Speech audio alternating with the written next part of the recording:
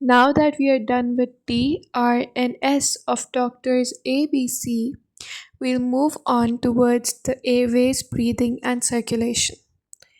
In this video, we will cover airways. The important point to note here is that the sequence might change depending on the casualty's condition. So, if the casualty is bleeding heavily and there are signs of life threatening bleeding, then you will have to consider circulation first. So, the sequence of ABC will change to CAB. So the circulation will be dealt with first, then the airways, and then the breathing. However, if there are no signs of life threatening bleeding, then you may follow the same mnemonic with the same sequence, that is doctors ABC. So, what do you deal with in airways? The important point to understand here is that circulation provides blood to all your body organs, but that blood is what carries oxygen. And your blood gets oxygen when you breathe. So, if the airways are obstructed, you cannot breathe.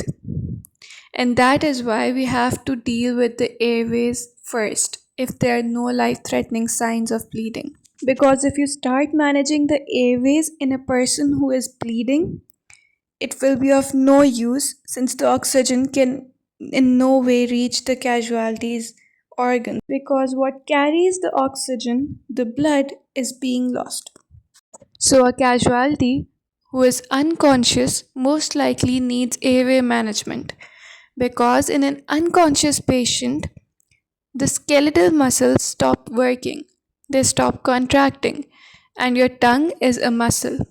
When you're unconscious, the tongue is not supported by the muscles, so it rolls backwards into your airways, thus obstructing your airways. So the breaths that you take in do not reach your lungs. So ultimately, the oxygen doesn't reach your lungs. So to get the tongue out of the airways, we need to perform chin lift. But first, we need to confirm that the casualty is not breathing. Only then we will move on towards ABC, right?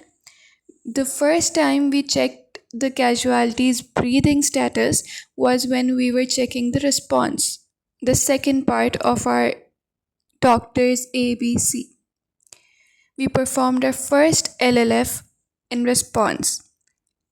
If there were no signs of breathing, only then we moved towards managing the airways. So now to get the most common obstruction out of the airways, we will have to perform chin lift.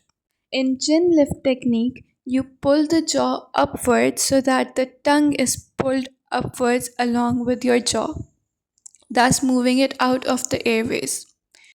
To perform this, you will sit by the side of your casualty. You will use your dominant hands, two fingers, the index and the middle finger.